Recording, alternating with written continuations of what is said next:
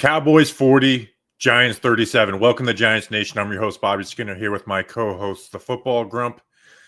And it's just unfortunate to start off the podcast like this, man. This should have been the game where we're talking about vibes and how things can change.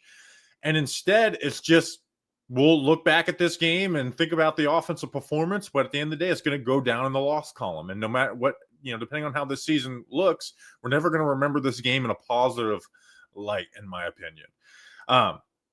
The Giants start 0-2 for the 10th time in 13 years, heading into the most difficult part of the schedule as well.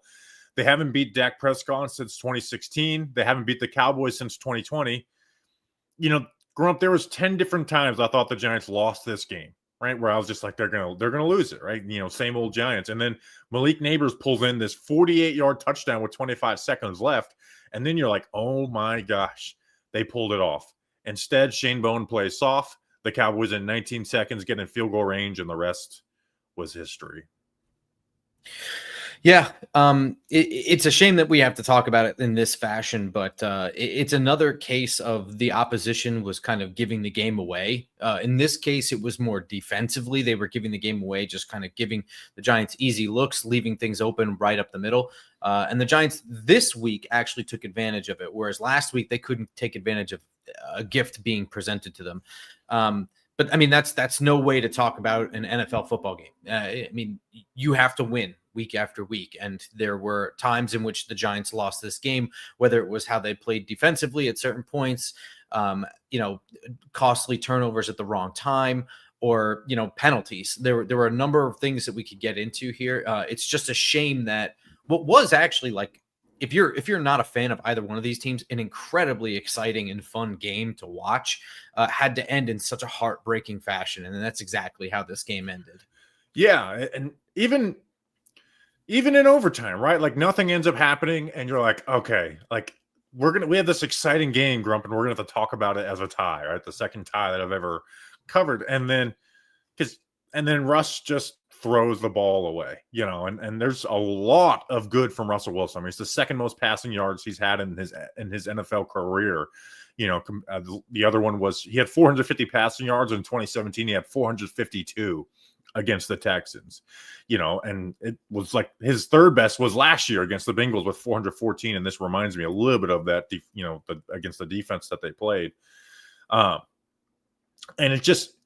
it feels like this offensive performance, to have it not taken advantage of, is just a dagger, right? Like, this is certainly a lot better than last week, right? This week will be less painful, in my opinion, than last week, because we're going to watch the film, the mailbag. We're going to talk about what the things they did well. And Brian Daboll's not going to feel like everyone's asking for a quarterback change and thinks he's the biggest moron in the world. But we talked about all offseason, these first two games, this was your opportunity to maybe change the narrative. And now we go against the Chiefs, who are 0-2 as well, the Chargers, and then you get Eagles and Broncos, and then you got the Saints mixed in there. This is where it's just like, can be just another L when we look at the end of the season, and a bunch of them. So let's talk about Russell Wilson to start the game, with the quarterback.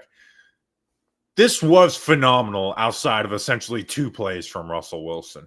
He was 30 of 41, 450 yards, 3 touchdowns, 1 interception. And then on deep passing, like the deep passing numbers, Grump, we talked about how Russ, like, it's deep pass or bust. And this was a bit of an example of that to an extreme. He was 7 for 11, 264 passing yards on deep passes. That is unbelievable to have that much on deep passing, 3 touchdowns, and then just the 1 interception. Grump, I don't have the yardage, and I'm going to look this stuff up, but, was the overtime wanted to get this, live out, so I wasn't able to look up every number. But the Giants last year completed 14 deep passes. The entire season, they completed 14 deep passes. Russ did that and did half of that in one single game, and it was just money. Wan'Dale Robinson catching 3, Malik Neighbors catching 3, and then Darius Slayton with 1. They even got a defensive pass interference on one, the Darius Slayton. It was a perfect marriage of calling the right plays, Russell Wilson's accuracy, and a defense that just was, for some reason, not expecting the Giants to throw the ball deep. Yeah, I mean, ideally, this would have been the week 1 matchup if you really wanted to sell to the fan base and to, I guess, ownership, the selection of Russell Wilson and, the decision to take Jaxson Dart. And we'll get into Jaxson Dart too. Everything wide open down the field just kept getting presented to them, and they were just going to keep taking it. And it really didn't matter which was. Finally, we saw this is what we were kind of complaining about. Is like, they weren't looking down the field. They weren't, looking at anyone other than Malik Neighbors or in the short range for Wan'Dale Robinson. Now we saw Darius Slayton down deep. We saw Wan'Dale Robinson deep multiple times. We saw Malik Neighbors down deep down the field, and they were just taking what was given. On top of that, I had an O-line performance that we don't actually necessarily even need to talk about if we have to skip it for this because they weren't perfect, but this was an example of why an imperfect O-line can be enough to get plays down the field if it's there. And you even had the change up there at left tackle with Marcus Bowe subbing in for James Hudson for every drive except the opening drive. Oh, well, they only gave up, the offensive line, we're credited for giving up 1 sack, and James Hudson, the offensive line did a good job pass blocking outside of James Hudson, which we'll get to James Hudson in a second. Run blocking was a totally different story. And Marcus Bowe may be the biggest positive takeaway from this game when all is said and done. But this, like you said, this was like somewhat of a perfect storm of like the way the Giants wanted to play. I almost said the Bears because Matt Eberflus. The Cowboys just allowed them to do that. And unfortunately, again, it's when you have a veteran quarterback like Russell Wilson. Like if this was Jaxson Dart, we would be like, yeah, I know we lost this game and he threw that interception, but it's cool. With Russell Wilson, it just feels like we took away his best game, his best passing game of the season, and it ends with an interception that makes no sense. Grump, like we talk about interceptions and there's different categories. I see why he got fooled by the defense. There is inaccurate throws. I see why he got fooled, but that's still not an excuse. And then there's the like, what the hell are you doing type of interceptions. And that's what Russ had at the end of the game, where Malik Neighbors is running a corner. He's got Marcus Bowe getting bull rush a little bit in his face, and he just throws the ball up, similar to a throw he had last week that didn't get intercepted. And at the end of the day, that flat out loses them the game. And I don't think this Giants team is competing for playoffs, but we said this in 2022 in the Commanders game. It's like, I understand that this feels like shit right now, but this tie is a much better result than a loss. And the Giants end up just being 0-2 instead of 0-1-1. Even though that wouldn't have felt much better, it would have been better for the Giants. Or maybe they live for it on third down and they get in field goal range. It wasn't like it was an arm punt or anything. It was a second down where he just threw the game away. Yeah, I'm interested to see exactly what the reason is for that because it really didn't make much sense. It's possible that a route he wasn't expecting ended up being run there. Or perhaps just the pressure in his face, or maybe he just got confused, or maybe it's just inaccurate. I'm not really sure what happened there. But it's really difficult because I know that a lot of the focus is going to be on that interception for Russell Wilson, in what was otherwise a really, really, really good game from him.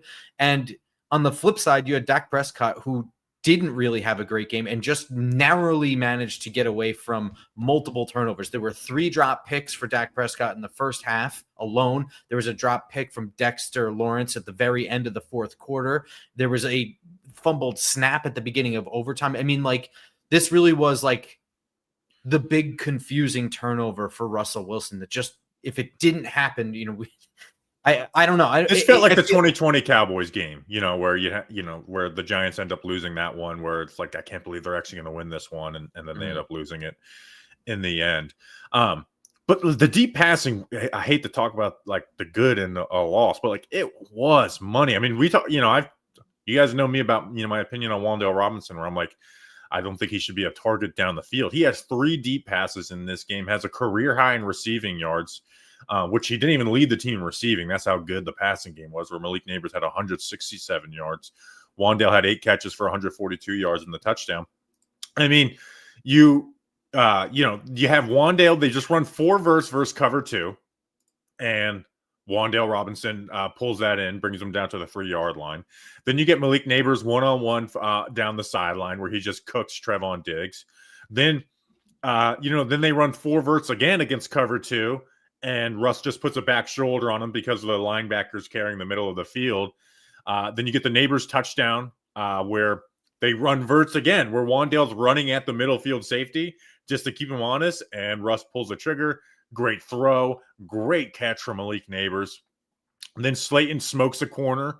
And then the 4th and 4, this is where if I was a Cowboys fan, I would want Matt Eberflus fired now. Oh my God, yeah. So they have a 4th down and 4, and this is the second to last touchdown for the Giants, where they motion Theo Johnson out wide, and the Giants run their most commonly used play.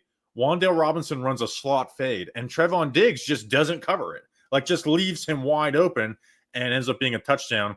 And then the best one of them was they have Kyer Elam on Malik Neighbors, double covered over the top. Russ puts a beautiful ball on him. Malik Neighbors gets underneath it. Touchdown Giants. And then he threw the ball away deep at the end. But the deep ball was money. We talked about Russ. The positives of Russ is hey, the deep ball is going to be good. He's going to be one of the best deep ball passers in the end, or has been one of the best deep ball passers. This was a game where 7 of 11, 264 yards. If you told me that was our deep passing stats for the next 3 games, I'd be like, sign me up 10 times out of 10. Oh my God, yeah, that's what I mean. If this were week 1, I think the entire fan base would be sold on Russell Wilson. The interception at the end be damned. You know what I mean? It was incredible that the Cowboys just kept trotting out the same defensive plan there. No adjustment whatsoever. It would drive me insane to be a Cowboys fan right now. Now, I'm sure they're fine and partying in the streets, but I hate to be the guy who's just going to be kind of positive about what is actually a knife twisting kind of game, but I'm going to be kind of more positive in this review than I think people are going to realize. Russell Wilson was everything as he was advertised in this game. Yeah, the story came out of, the Giants, they don't want to go to Jaxson Dart soon. Russ stopped that at least, right? We're talking about if they have another game like week 1, we're talking about them making a change. At least that is totally shut down for 1 game, and that probably means, more than 1 game. Here's the negative before we get into this on an individual game basis. The penalties, and dude, Shane Bowen, where it's what are we doing to create an advantage for this team, right? With this defensive talent, right? And we can talk about the entire game, but the end of the half, or even at the end of the half, you're lining up 10 yards off the ball, and penalties and drops save them from giving up points at the end of the half. And then there's 19 seconds left. You have all of your DBs and your linebackers lining up 10 yards off the ball, 4-man rush, and then backpedaling, right? It's one thing to even do that with a 3-man rush where you add that underneath guy there, just backpedaling, and it allowed Dak Prescott to just, all right, well, I'm just going to throw the ball to Jake Ferguson up the seam because you're not covering that at all. And this is with them having the best kicker in the NFL. It'd be one thing if it was, we're playing Jake Moody or whoever, but this is against the best kicker in the NFL. You kind of have to know that one play gets them the field goal range, and that's exactly what happened. Yeah, and what's interesting is that I'm used to grading this team on a curve. I was it wasn't so bad for 3 quarters, but in the moment that mattered, this is kind of the case. I actually don't think that the defense played poorly or were poorly schemed or anything for the majority of the game, but the end of the half and the end of the 4th quarter are inexcusable. I know that coaches tend to be more conservative and more worried about the big play and whatever, but you can't play against the Cowboys, and we're going to probably get to this too. That this is a field goal kick away from going to overtime. That it's a field goal kick away from a loss. You have to understand that as part of the game. You can't play soft. That they can kick from damn near midfield.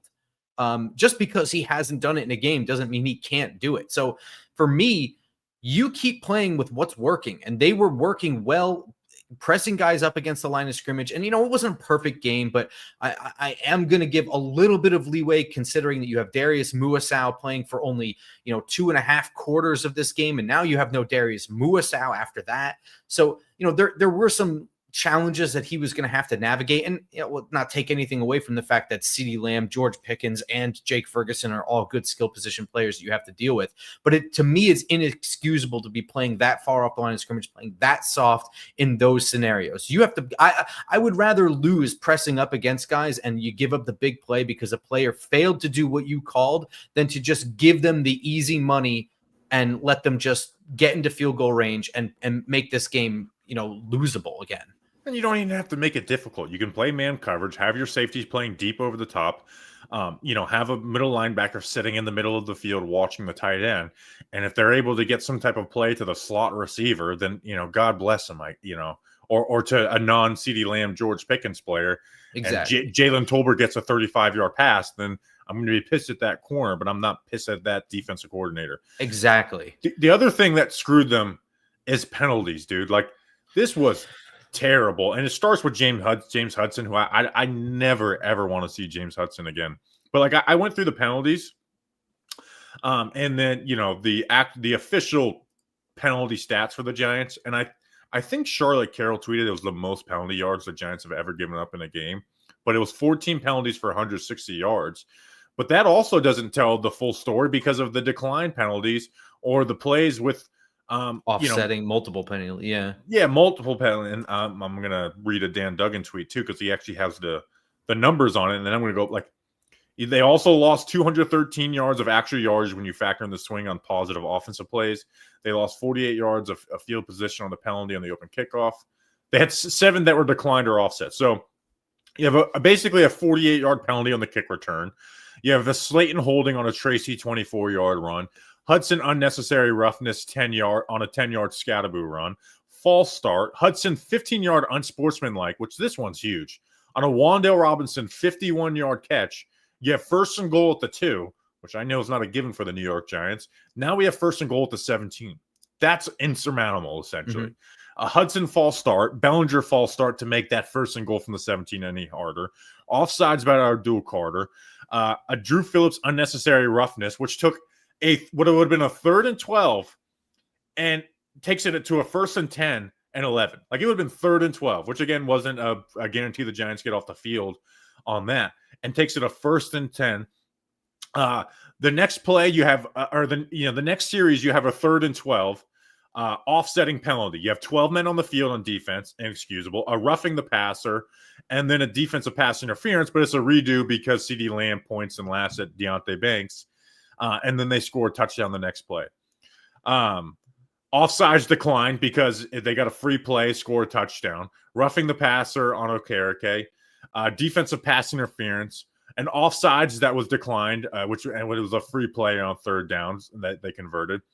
A Debo defensive pass interference on 3rd down. Banks illegal contact declined because of a Roy Robertson roughing the passer.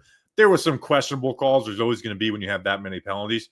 That was the most questionable because Roy Robertson Harris literally hit him as he was throwing and turned to the side. That was a bullshit call, but it still would have been a 1st down because of Banks' illegal contact. And it was completed on Drew Phillips. And then you had a defensive pass interference that was declined because the ball was caught. That is, when we talk about this team being undisciplined, and every team's going to have that one penalty game, but that is just brutal. Where on defense, you're just basically mugging guys every single chance that you get. And then offensively, most of it's James Hudson. 4 penalties from James Hudson alone, plus a sack. Look, there's a lot to unpack in here, and I'm going to start by the blanket statement of this is a ridiculous amount of penalties. We should never be you should never be reciting every single penalty as a point of emphasis, and if you ever are, it should never take you a minute and a half or however long that took you to recite every single penalty. But here's where I'm going to give some caveats. I hated a bunch of these penalties. Now, in addition to the 14 called penalties on the Giants, there were 12 on Dallas for 106 yards. This to me was a masterclass in NFL over officiating the shit out of things. And this is not an excuse. This is entirely a point of emphasis. The Giants need to clean this up. It's outside of James Hudson was otherwise spread all around to all different guys. I can't stand some of the roughing the passer ones. I hated the one on Drew Phillips that was like the unnecessary roughness. I can't stand that call. I didn't like the taunting call on CeeDee Lamb. Like I could go on and on and on, and all the calls that I think were just stupid and annoying and just too much nonsense. But the point of emphasis here is that right off the bat, the 4 from James Hudson were just completely on. And now the only one I'll give him a little bit of leeway on is probably the one that looks the worst, especially to a non-football fan, is the punch to the side of the head. And it's kind of stupid that you have a player like Greg Olsen in the booth and not actually point out what's trying to be done there. He's trying to go with a club move, and the defender slips. So instead of hitting him in the shoulder, which is absolutely legal and perfectly fine, he falls down a little bit and he just clubs him in the side of the head. But otherwise, every other James Hudson play was completely unnecessary and awful, and it took major stuff off of the board. Well, let's talk James Hudson, because he's one of the biggest negatives of the game.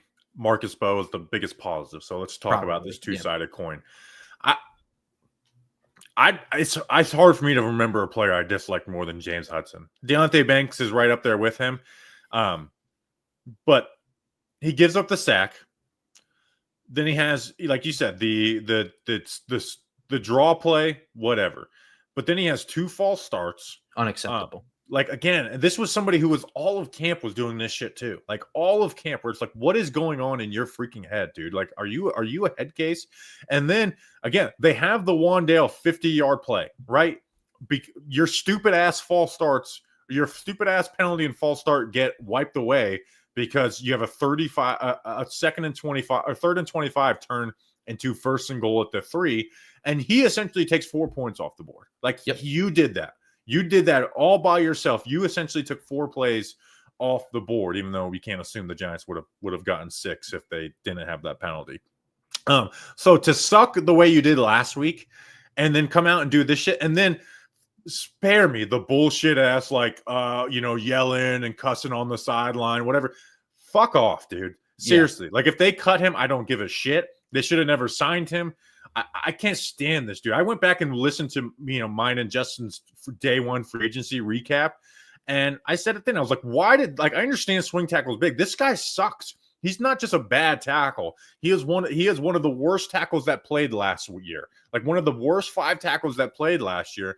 And you day 1 premium on bringing this guy in, who is a head case and flat out sucks. Right. And then we saw the way Marcus Bow came in. Like, I'm excited about Marcus Bow. I was worried about him playing left tackle because he struggled in it. But and this is Hudson against 2 of the weakest edge groups that we're going to go against this year. Like, I understand the Commanders have Von Miller, but he's not what he used to be. Dorrance Armstrong's like a nice rotational player.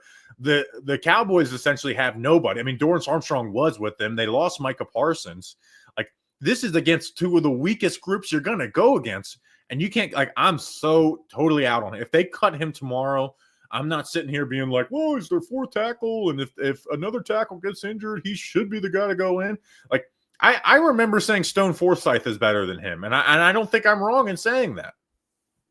Yeah. I mean, I think that I don't even know where to begin. I mean, some of the worst offensive line play of this entire game happened on that first drive that he was there. And otherwise was mostly clean pockets, enough time to do what you wanted to do downfield. And there's a lot that goes into that. This is a not good Cowboys defense. So I'm a little bit tepid on, projecting Marcus Bow, going forward, playing left tackle. I'm still wishing Andrew Thomas a speedy recovery here, because I just don't think that Marcus Bow is going to have that easy of a go at it, going forward at left tackle. It's encouraging that, I guess it's encouraging. I don't know what to feel. You know what I mean? It's good to know that the invested 5th round pick, the long-term thing there, looked pretty darn good in pass protection at left tackle in his first action, and unplanned entirely. That was absolutely Brian Daboll had enough. I think he wanted to pull him out in the middle of the drive. And then somebody talked either some sense into him or something, got him to change his mind and keep him in for the remainder of the plays. And then that was that. I'm glad to see that Marcus Bow held up well. I don't expect it to be, I'm okay with this also, but like I hope fans don't expect it to be just that glowing for him going forward. It's going to get tougher for him down the line if he has to keep filling in for Andrew Thomas. But as far as James Hudson goes, I mean, get this guy out of my face. I'm tired of looking at like I'm tired of miscommunications. I'm tired of things downfield where you're like, oh, why didn't Russell Wilson see this? Why is Russell Wilson scrambling? Why is he bringing his eyes down to the line of scrimmage? Just like because he's getting knocked around like every other play. That didn't happen in this game as soon as James Hudson left. And then to see him like losing his mind on the sideline where you have like 6 or 7 Giants players like trying to calm him down and he is not having it, like just leave him in Dallas. Like I'm sick of this kind of bullshit going on. I'm sick of excuses for this kind of bullshit going on. And I'm excited that a 5th round draft pick could actually turn into something at tackle here. That would be a major win out of all of this. I do want to talk about Marcus Mbow. Before I want to talk about that, I want to talk to you. Before we get to the most positive takeaway, I want to talk to you about Candlewyck Diner. And who is Candlewyck Diner? They are the official diner of Giants Nation Show, best diner in New Jersey. So the Giants play Sunday, and we're going to maybe see Marcus Mbow play out there at MetLife, home opener. It's a night game. So you don't have to get there super early, which means what I would do is I would go get lunch at Candlewyck Diner before. Maybe you really do want to get there early, go have breakfast. I cannot wait to get back up there and support Candlewyck Diner because they have been so good to us. The official, sponsored me in the past, sponsor me now, stepped up. They said, hey, we want to be part of the #1 Giants podcast, and we're there. So it's 5 minutes down the road from MetLife. The Giants players go there, coaches go there, GMs might have been there before. Maybe, I don't know. They're great. Grump, you got a steak sandwich when we went there at the beginning of training camp. We recorded an episode there, like, Tony and Paulie out front of Satrialis. I think we might do the recap. If you come up for the Commanders game, maybe do the recap there too as well. So go check out Candlewyck Diner. If you're in the area, go there now. If you're just coming up for the game, like go before the game. And if you go before the game and then Monday morning before you fly out or drive out, make sure to stop in for breakfast. Candlewyck Diner. They are I've tried like half of their omelets, and there's not been a single one where I'm like, I don't want this one again. Even the pesto one, even though it's like, people like, oh, pesto omelet. No, it's real deal. So Candlewyck Diner, you'll be glad you did. You'll be glad you did. Yeah, I actually do plan on going to that Commanders game, so we'll have to work that out. That could be a real thing. Recap episode live there. Maybe that would be cool. And for the record, I think I've tried something different every single time I've gone there. And I've always had like one of the best meals of like the month when I've tried something there. So yeah, it makes it hard because you can't like find that one thing that you really like there, to be honest. Exactly. Because you're like, I want to try this other stuff because I haven't been let down yet. Marcus Mbow. When I did my rewatch, he was the guy I was watching specifically on offense because I had an idea of how the other things were happening in game, and kind of you get lost in the sauce watching the deep balls and everything. But the reason these deep balls were able to happen was because Russ wasn't getting smacked on his blind side or feeling the need to, put his eyes down and run. And the checkdowns were there as well, too. He looked good, dude, like in pass protection. Run game, the offensive line as a whole is pretty terrible. He didn't have like these bad plays, but he wasn't like getting pushed or anything. Again, for a rookie 5th rounder who we've talked about, like, let's find out what position he's, especially good at. This was a good moment for him to be able to handle himself. Because he's not the strongest guy in the world. He's got short arms. There was times where guys tried to work power, and you saw he gave up a little bit of push, but like he was able to recover. He was able to pick up the stunts. And again, this was not preparing as the starter as well. Hell, he could have been working at both positions in practice all week at left and right tackle. I thought he went in there and did a damn good job. Like you said, you can't victory lap and say, hey, this guy is our future starter, right? We got to see it against better competition. But we talk about passing tests as for rookies, and his first game against the Bills in the preseason game had an amazing game at right tackle. Wasn't terrible the next 2 games, but he had some bad moments at left tackle in those ones too. And I did a film breakdown on his entire preseason. This was better than his second and third preseason game. And this was at left tackle, which again, he's very new to. He didn't play the left side at all in college football, at all, except for 2 snaps as a freshman. He played left guard. He had not played left tackle at all and was moved there, in preseason, and now has been practicing at it and looks much better than what he did even in preseason. I'm really curious to know, and we'll never probably find this out unless we have a beat reporter on our side who is able to do the digging. Why the switch to left tackle even happened in the preseason. I want to know if it was out of, frustration with James Hudson or he played so good at right tackle. Can he help us at left tackle too? Like, are you just testing things? Because we saw him go from right tackle to left tackle, and we never saw him really go back. I don't think. I think he played exclusively at left tackle after that for the 2 preseason games. Yeah, all preseason. We weren't at camp after those. Yeah. Outside of the Jets ones, but yeah, been basically working exclusively at left tackle. I really want to know if it was like, was it just that he did so well that they thought that they might have really had lightning in a bottle and it was time to test it sooner rather than later and cultivate it, or if it had something to do with James Hudson or Andrew Thomas's timetable. Because even if Andrew Thomas shouldn't factor in at all, because that is what James Hudson was there. So it was either because of James Hudson, or it was because of Marcus Mbow, or it was a combination of both. I'm really curious of both. Yeah. It could be, but somewhere along the line, someone who I don't know. I don't want to bring this back to James Hudson. So I'll just say this.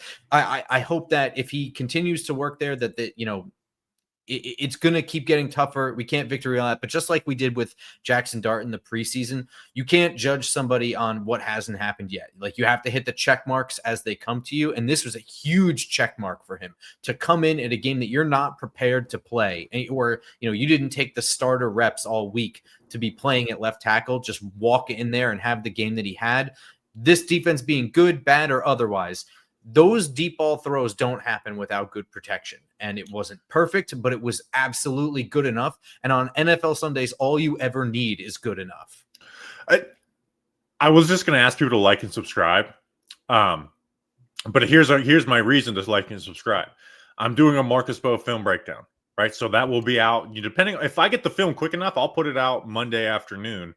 If not, Tuesday at 10 a.m. at the very latest. So make sure to like and subscribe to the channel.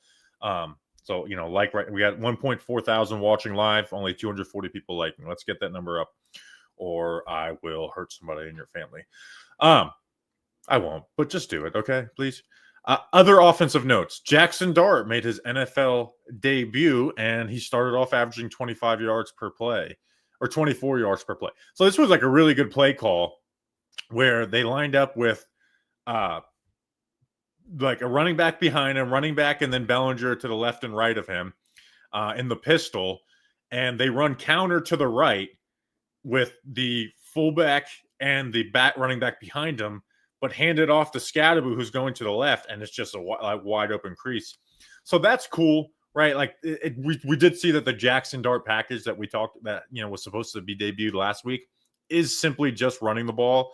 I'm sure they'll RPO off of it eventually, but it's not actually just him dropping back and passing. And then when he actually got the handle the ball, he slipped and fell. I'm sorry, I'm not having any takes on that.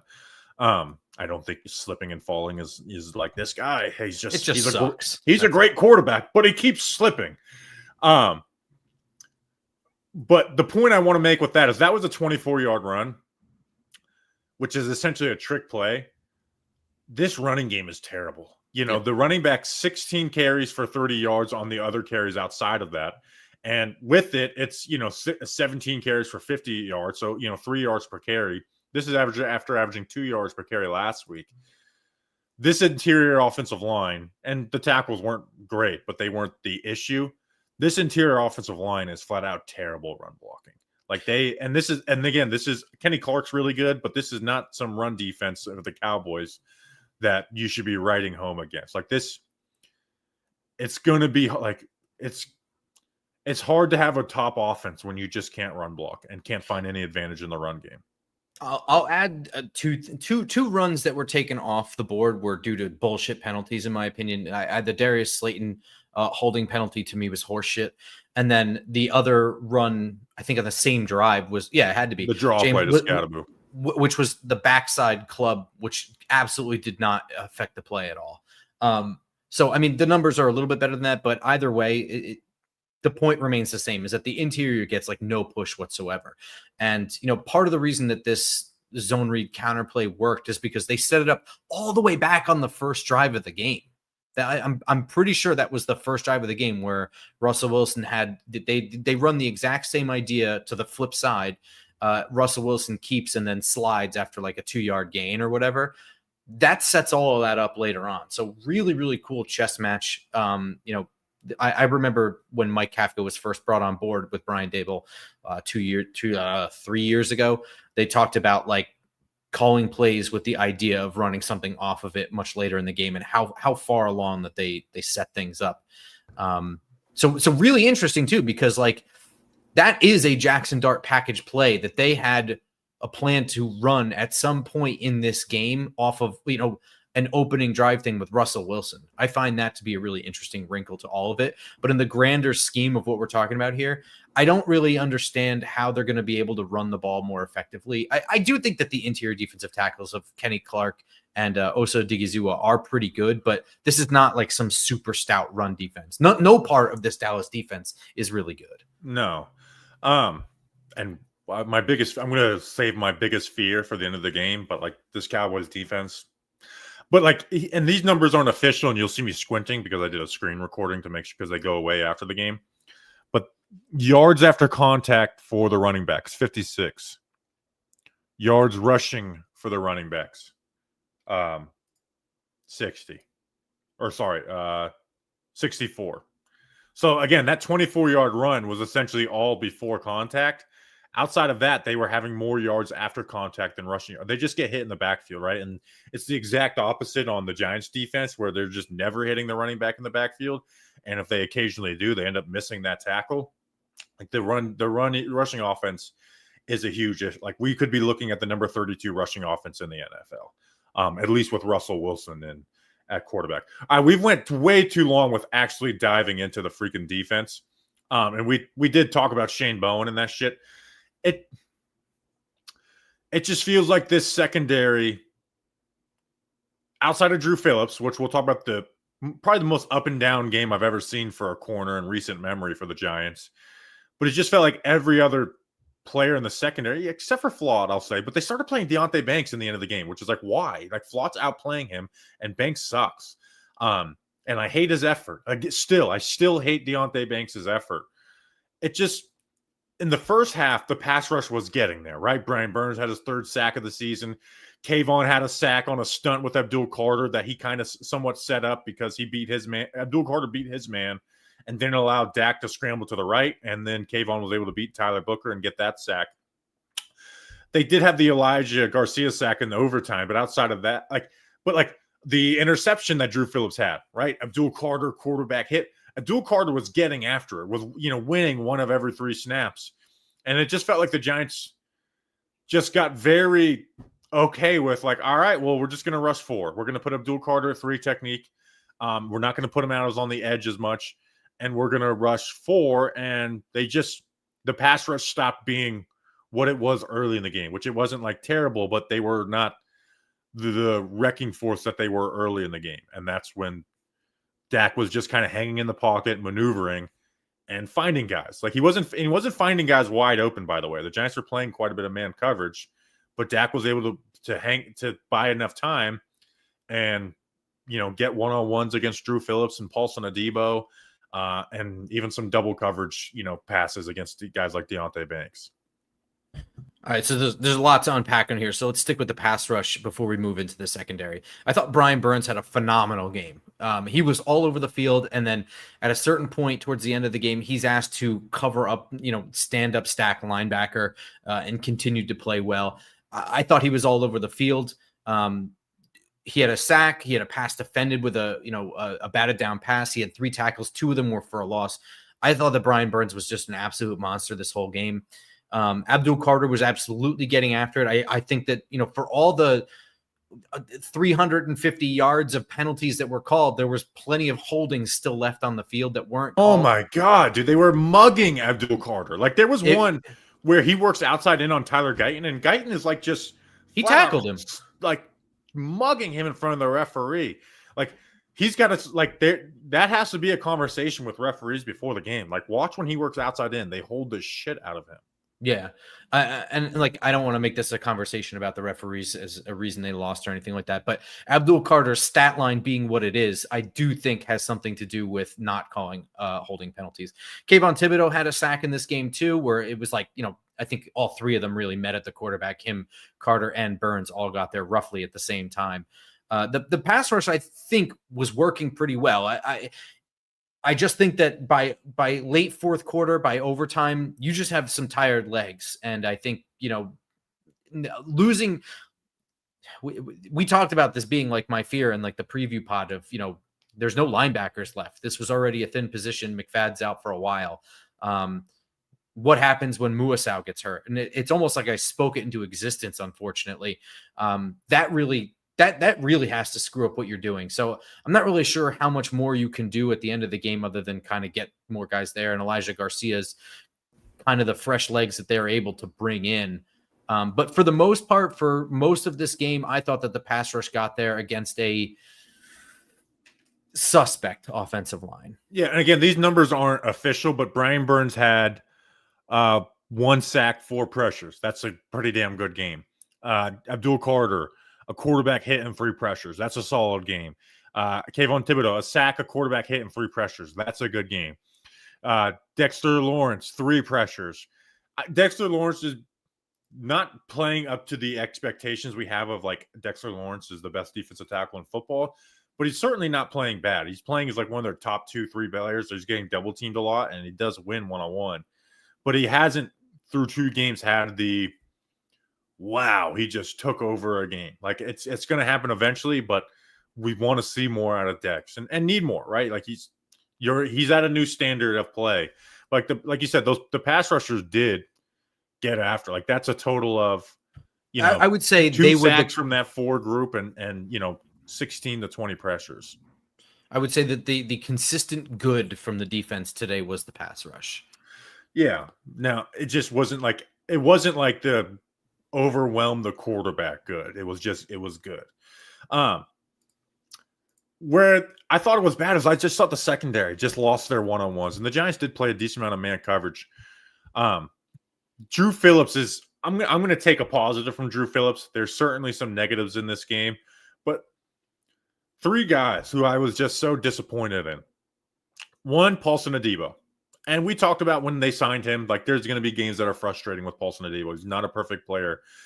This was one of them. That, and those the end of game drives, they targeted him 6 times, and he gave up 6 catches. And one was called an offensive pass interference. We talk about BS calls. Was probably a little bit of a BS call on George Pickens, but he gave up the touchdown to George Pickens, and then had the game losing crosser that he gave up in overtime. Right, like. We don't need Paulson Adebo to be perfect, but we get him to make plays. He had a pass breakup in the first half, but like need him to make plays. He also had pass interference in this game too. Need more out of him. Tyler Nubin, I think he missed 4 or 5 missed tackles. I wasn't tallying it the entire time I rewatched, but because I put I think he had 2, and then I was like, 3, and then 4. And I think he might have had 5 missed tackles, including Javonte Williams jumping over him. Need him to be a playmaker. Like we talked about, being competent isn't enough, and this wasn't even just competent. This was missing tackles. The guy who I'm like the most mad at, though, because it's just not like, oh, you lost to CeeDee Lamb or you lost to George Pickens a handful of times. I hate Deonte Banks. Like I cannot stand him. He gives up the crosser, which I don't even know why he's in the game when Cordell Flock's playing better than him. And then they give that crosser to CeeDee Lamb where he's in double coverage. And I know I'm going a long time without letting you. He's not even. Yeah, go ahead. It's just like it was like a Madden play where you're like, what is the corner doing? Like, did he forget that like the ball might come his way? Where they're double covering it, and he just keeps running. Like he just, instead of like he didn't try and turn his head or get his hands in there, play through the ball. He just kind of keeps running, and then CeeDee Lamb catches it. He had a defensive pass interference that was really bad, illegal conduct, and the play that will always make me the most mad. Go watch the Javonte Williams 30-yard rushing touchdown. And he comes in there, and this is where they talked about like challenging him and getting him more focused and buying him. He comes in the run game, soft as shit. soft as shit taking on a block and does a bad job, but he still gets his arms on Javonte Williams and is just standing straight up, not driving his feet, not looking to pull him back, just puts his arms around him, and Javonte Williams runs through that. And then Bobby Okereke and Newman, missed tackles too, but those were missed tackles out of bad technique or bad angle. Deonte Banks is just playing soft. Again, Cordell Flott should play every single snap. And again, he's not going to be perfect. He's not going to be great, but he's going to make some plays on the ball. He did it this game. He made some instinctive plays. He's going to get bullied in the run game at times, but you're not going to get that bullshit effort that Deonte Banks gives you. Like, again, another guy, I just don't want to see him playing anymore. Like, if they want to try and get some return on value at the deadline on him, then go and freaking do it. I don't want to see him playing anymore. Do you think it's possibly a hydration issue with Deonte Banks? How? He's not playing the full game. Well, I mean, my bad. It is. Oh man, this recap episode is brought to you by Body Armor. Sports drink, rewrite your routine, and choose better with Body Armor. Body Armor is real hydration. That you got me way too fired up. I'm like, how? That Deonte Banks and Bobby Skinner need, with electrolytes, coconut water, no artificial dyes, flavors, or sweeteners. With great tasting flavors like strawberry banana and orange mango, Body Armor will level up your hydration game. Grab Body Armor sports drink today at your local grocery store. Body Armor, choose better. You'll be glad you did. You'll be glad you did. So Deonte Banks, yeah, I mean, the thing that makes me more mad is probably the bracketed coverage on CeeDee Lamb, and I need to really dissect the Javonte Williams run, because I just didn't. I thought he came in at an angle, but I'm not gonna argue with you because it seems like you looked at it. So and I didn't really look at that one, but the bracketed coverage on CeeDee Lamb pisses me off, because you have a situation where Dak Prescott is really forcing something in there. That's it. I mean, that is absolutely good coverage between Bobby Okereke on the underneath. Deonte Banks is behind him. The only spot where Dak Prescott can put that is up high. And that's one of those things where you compliment the quarterback for putting it in the right spot, the only spot you can do it, and the receiver for making the catch. Only if the corner is actually trying to play the ball. Like you said, it's exactly like Madden, where you're just like, what is the computer doing? Why is he even there if he's just going to run around and not act like there's a ball being thrown his way? And that's exactly what he did. He just kept running, didn't try and hide. That high throw like that is such a risky throw, because if you get in there and punch, that ball can just shoot straight up for anybody to pick it off at that point. It's such a risky throw. And it just wasn't challenged whatsoever. And I do maintain that, for all of his warts and whatever, Cordell Flott will always try to play through the football. And, maybe he won't be in his perfect position or whatever, or maybe he'll lose at the line of scrimmage or something, but he showed it again in this game. He showed it in the past. He showed it last week. He showed it in the preseason. Cordell Flott plays through the football. And I'm annoyed that we have to sit here and talk about Deonte Banks giving up what was good coverage and a good called play. So Shane Bowen's going to get a ton of heat for this game. And I'm not saying he shouldn't, but it's plays like that where it's just what is he supposed to do? If I'm the defensive coordinator, I'm throwing the playbook on the ground. I'm kicking the bench and shit.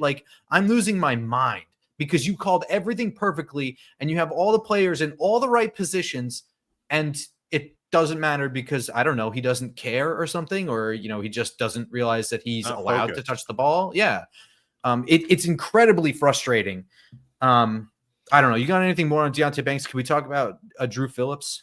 So I want to tie a bow on Shane Bowen, because I know that soft zone shit, that shit doesn't matter. That's where defensive coordinator stuff matters. But I can't come on here and talk about this is where he screwed up and this and that. I do got to watch the film, bro, a little bit on that, where I'm probably going to see him why are we not doing anything unique as a defense? Why are we just playing basic coverages and playing man coverage and hoping our pass rush gets there with 4, right? Why are we never blitzing? Why do we never give them a unique look up front?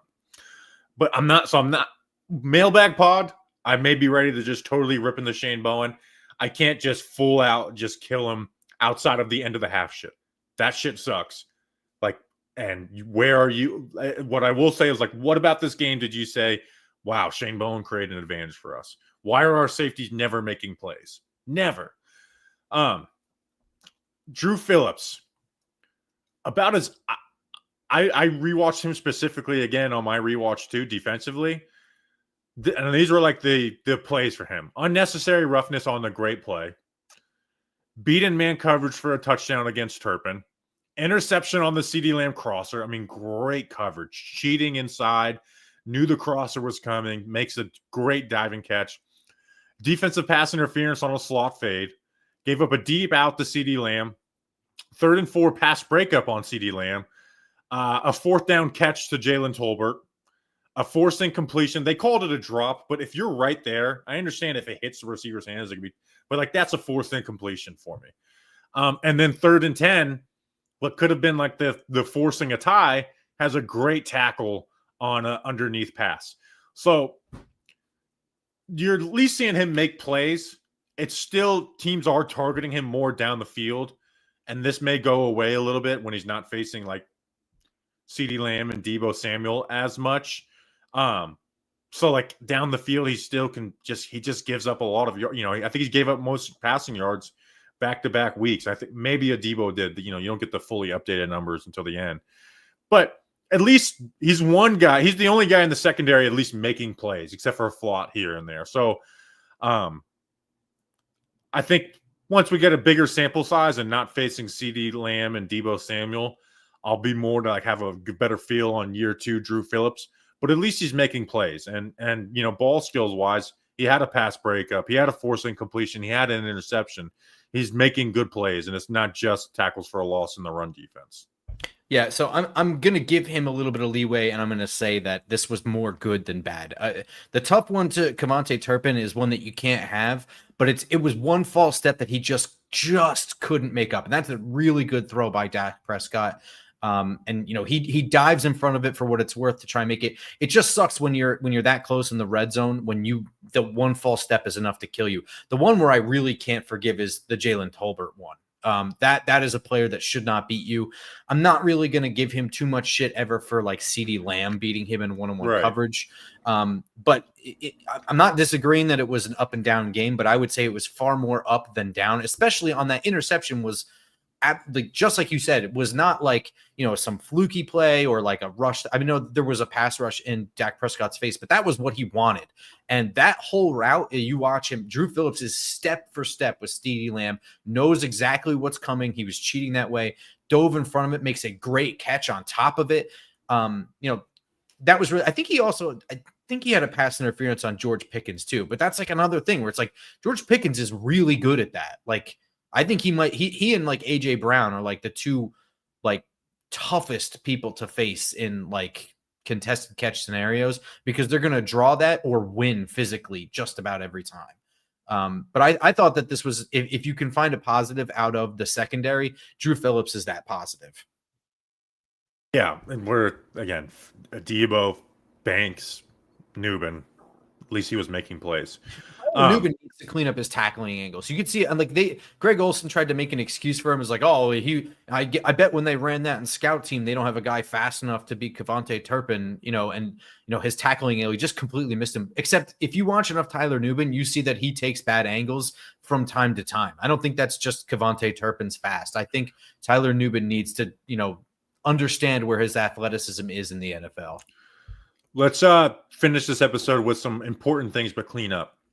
This was one I'm hashtag noticing, hashtag monitoring. This player said, I have to do what's called. This is last week, but I definitely said we needed to run the ball on the 1 yard line. I feel like everyone felt the same, whether it's offensive line, quarterback, running back. To do the play action pass off the 1 yard line, you have to run the ball first. Tyrone Tracy did not start the game either. They gave Devin Singletary the first snaps, the first carry.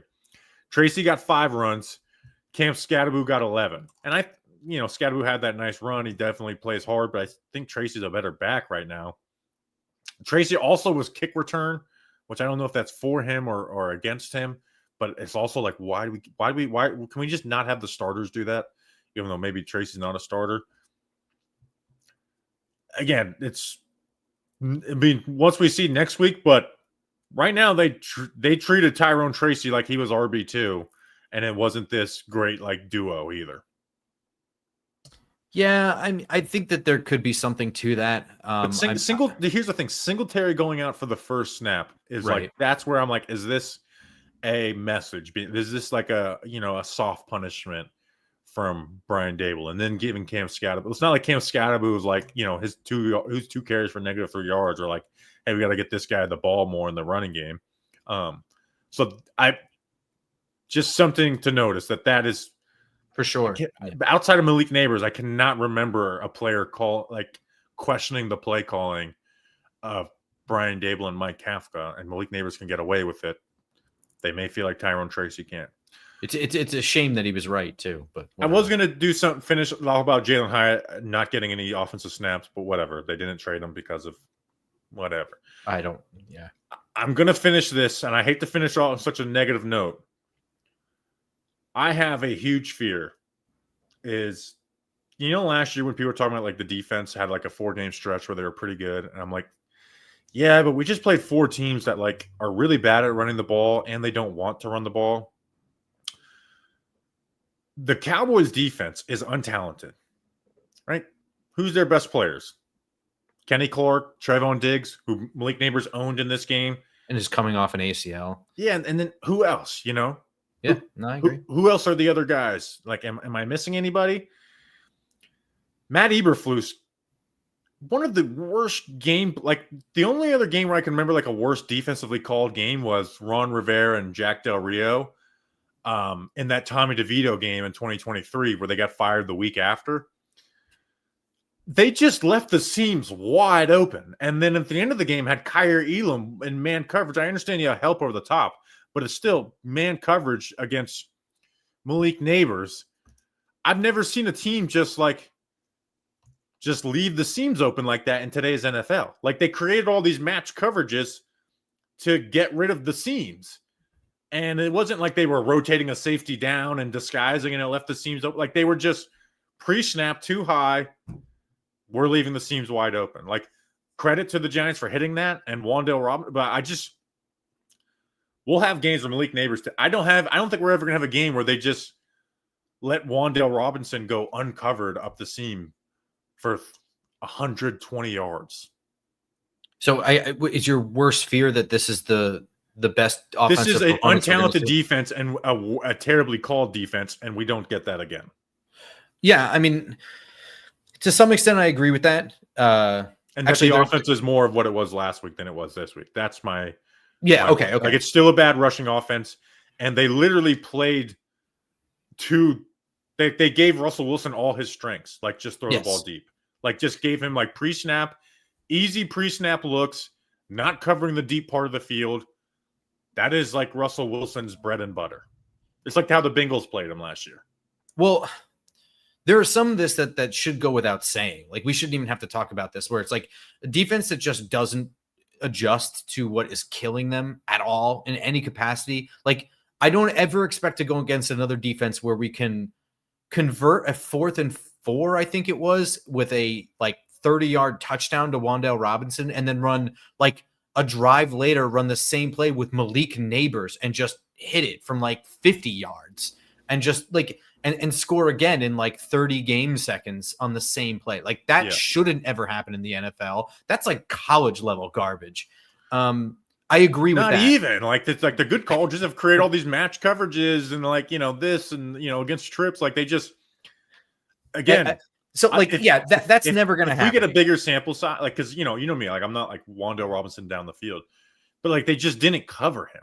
Like I will say, like the back shoulder of the Wan'Dale, they have the linebacker carrying the middle of the field, so that's a really good play by both. Russ deciding to throw back shoulder, Wan'Dale. The other two, they just part of the like this is Madden shit where it's like, all right, I'm too high safety. I'm just gonna hope they don't cover it, and I'm gonna hit the middle of the field, and then. The last one, they just didn't cover the slot. They were in cover 3, and Trevon Diggs decided to just not cover the vertical. Like, I don't. So, yeah, I mean, that's my biggest fear right now from this game. It's not like, oh, they started 0-2. It's just like, will we ever get a defense that just says, hey, do whatever you want? I think a lot of that happened towards the end of the game, though. I do think that there was more to this offense than just that. Those were the big touchdowns. Obviously, I think that the offense was moving the ball. My biggest fear is like the time to do those things, and the offensive line play is more a product of Dallas being shitty than the Giants offense actually finally clicking. That's my fear. And I think it's similar to yours, but I take for granted that we'll never see a defensive coordinator that negligent in trying to patch holes like that ever again. Yeah, it just was like they're an untalented defense that played right into our hands. Like that might happen. That could happen again, but they won't be that untalented ever. I mean, we do play Dallas one more time, right? Yeah, week 18. So like we'll the Saints. Like it makes me feel better about like the Saints not pulling an upset victory or whatever. But it's like we play Spags next week, and we play Chris Jones and a really good run defense and like a smart defense, and they're going to be really freaking pissed off. Like I just don't, and look what they did to Russ last year. Mm-hmm. So we will see. So all right, so we'll put out a mailbag tweet Tuesday morning. Make sure to check that out. Going to be a lot of film work. Going to have a Marcus Mbow breakdown. The film review will be on patreon.com/GiantsNation. Won't be available to the public. So make sure to check that out. Grump, appreciate you guys. The listeners appreciate you. Make sure to like and subscribe on your way out. We'll clean it all up. We love you guys. Thank you for all the listeners. We'll see you on Wednesday. Until then, let's go. You know what I'm going to start doing? Until then, let's go Big Blue.